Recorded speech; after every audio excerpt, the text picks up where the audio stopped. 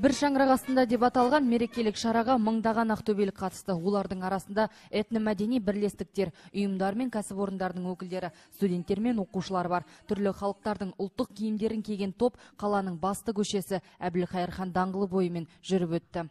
Поляк ұлттық мәдени орталығы, Қазақстан кәрістер қауымдастығы, Дагестан, Дағыстан ұлттық мәдени орталығы.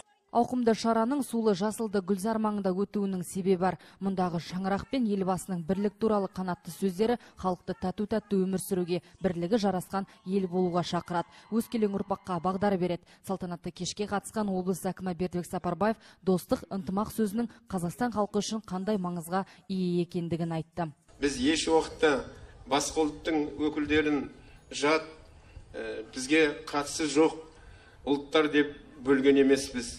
Соның нәтижесі деп айтуға болады. Қазіргі таңда қазақтың дүние жүзінде өзінің алатын орны бар. Қазақстандағы достық лабораториясы, Қазақстандағы құрылған ассамблея, ол дүние жүзіне өнеге алатын үлкен іс шаруалар.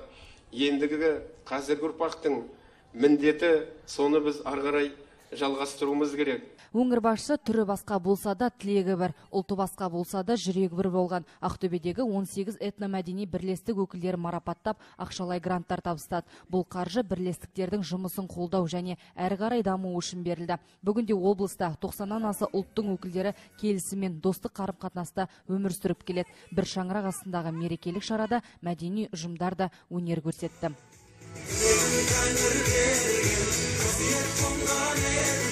Ел үшін туған ерген айналайын.